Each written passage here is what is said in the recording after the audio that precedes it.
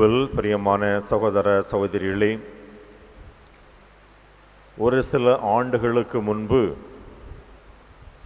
பரப்பாடி அருகே ஒரு ஊரின் திருவிழாவில் மாலை ஆராதனையின் மறைவுரைக்கு அழைக்கப்பட்டிருந்தேன். அது ஒரு சிறிய ஊராக இருந்தாலும் திருவிழா ஏற்பாடுகளை மிக சிறப்பாக செய்திருந்தார்கள். வண்ண வண்ண விளக்குகள், மின் கோபுரங்கள் என்று விளக்குகளால் அந்த ஊரையே அலங்கரித்திருந்தார்கள், கோவிலையும் அலங்கரித்திருந்தார்கள். ஆனால்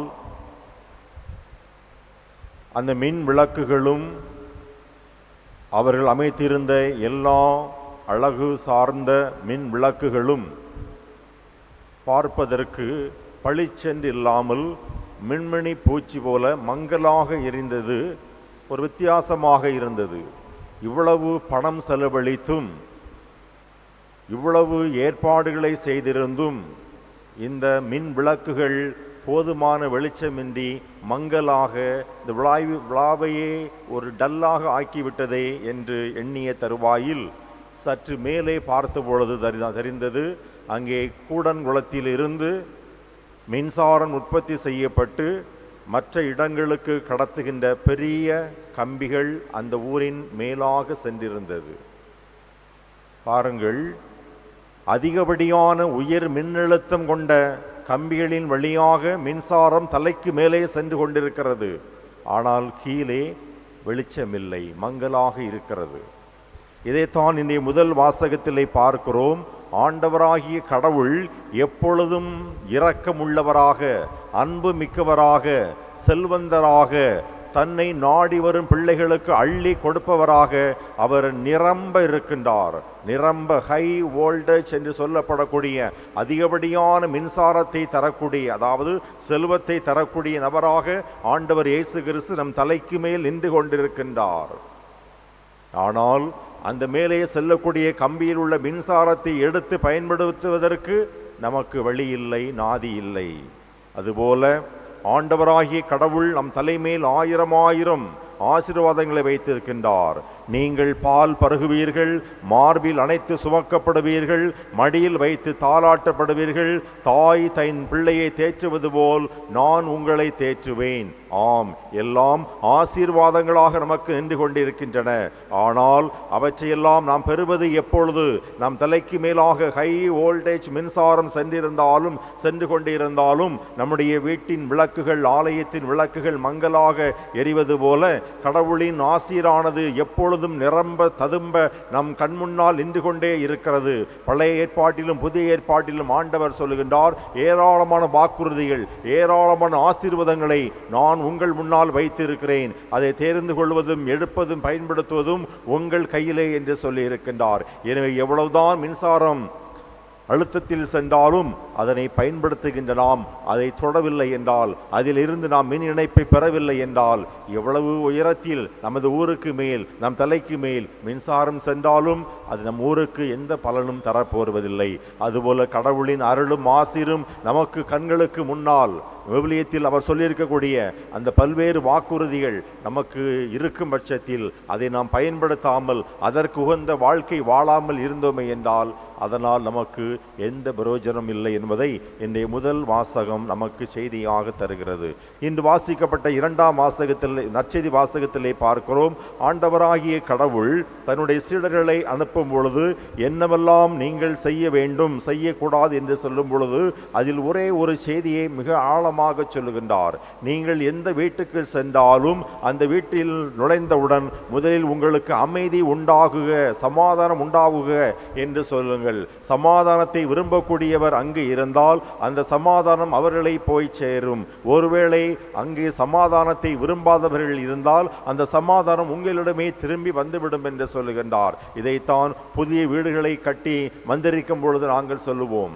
உள்ளே வரும்போது இவ்வீட்டிற்கு சமாதானம் உண்டாவதாக, அமைதி உண்டாகுக என்று சொல்லிதான் அந்த தொடக்க ஜெபத்தையே நாங்கள் ஆரம்பிப்போம். ஒருவேளை சண்டை சச்சரவுகளோடு வில்லங்கங்களோடு அடுத்தவரின் இடத்தில் அந்த வீடுகளை கட்டி நாம் பால் காய்ச்சி கொண்டிருந்தோமே என்றால் உங்களுக்கு சமாதானம் உண்டாவதாக என்று சொல்லக்கூடிய அந்த வார்த்தையில் அர்த்தம் இருக்காது. நாம் விழாவை கொண்டாடலாம், அந்த வீடினை பால் காய்ச்சி புதிதாக கூடி புகலாம், ஆனால் சமாதானத்திற்கான வாய்ப்புகள் அங்கே இல்லை என்றால் நாம் எவ்வளவுதான் மன்றாடினாலும் அந்த சமாதானம் அங்கே தங்க போவதில்லை. நாம் எங்கிருந்து அந்த சமாதானம் புறப்படுகிறதோ அந்த இடத்திற்கே மீண்டும் வந்துவிடும். எனவே இந்த உலகத்திலே நாம் பார்க்கிறோம், ஒரு காலத்தில் நம்முடைய முன்னோர்கள் ஒருவேளை அரிசி சாப்பாடு கூட இல்லாமல் கஷ்டப்பட்டு திரிந்தார்கள்.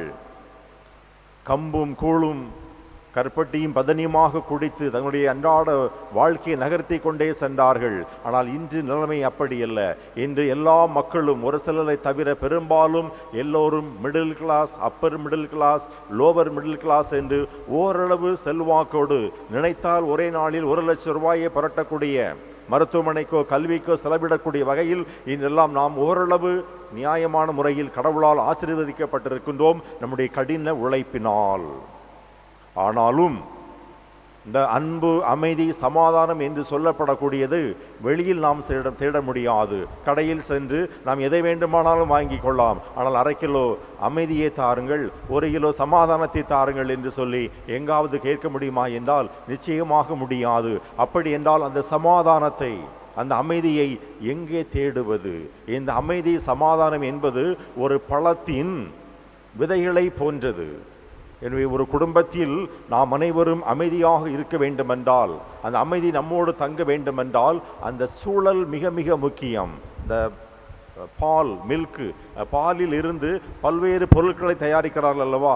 மோர், தயிர், நெய், வெண்ணெய் என்று பல பொருட்களை தயாரிப்பது போல, இந்த பை ப்ராடக்ட் என்று சொல்லப்படக்கூடிய பல பொருட்கள் தயாரிக்கப்படுவது போல இந்த அன்பு, இந்த சமாதானம், இந்த அமைதி என்பதும் ஒரு சில விழுமியங்களின் வெளிப்பாடுதான், பை ப்ராடக்ட் தான். எனவே எங்கே அன்பு இருக்கிறதோ, எங்கே அருள் இருக்கிறதோ, எங்கே விட்டு கொடுத்தல் இருக்கிறதோ, எங்கே மன்னிப்பு இருக்கிறதோ, எங்கே கிறிஸ்தவ விழுமியங்கள் இருக்கிறதோ அங்குதான் சமாதானம் இருக்க முடியும். வெறுமனே இவற்றையெல்லாம் விட்டுவிட்டு நான் யாரிடம் பேச மாட்டேன், உறவுகளிடம் பேச மாட்டேன், அக்கா தங்கச்சியிடம் சண்டை, பெற்றோரிடம் பேசுவதில்லை, பிள்ளைகளிடம் நல்ல உறவில்லை என்று எல்லாவற்றையும் வைத்துவிட்டு நாம் அமைதியை தேடி அலைந்தோமே என்றால் எப்படி அமைதி கிடைக்கும்?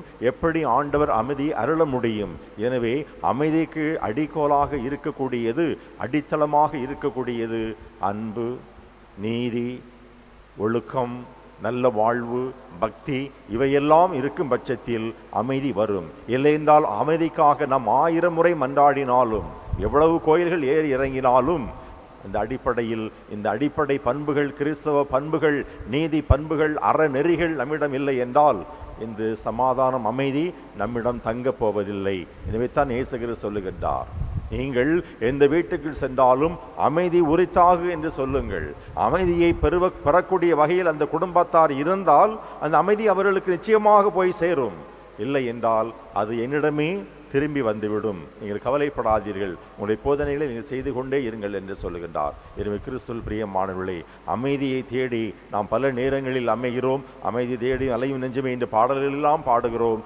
ஆனால் அமைதிக்கான அடித்தளமாக இருக்கக்கூடிய அடிப்படை பண்புகள் நம்மிடம் இல்லை என்றால் கிறிஸ்து தரக்கூடிய, கடவுள் தரக்கூடிய அமைதி நிச்சயமாக நம்மிடம் இருப்பதற்கான வாய்ப்பில்லை. நான் சொல்வதில் தவறாக உங்களுக்கு தொய்ந்த ஃபாதர் போய் அமைதி கிடைக்காது என்று சொல்வதாக நீங்கள் தோன்றினாலும் நீங்கள் சிந்தித்து பாருங்கள், அமைதிக்கு அடிப்படையான காரணம் என்ன?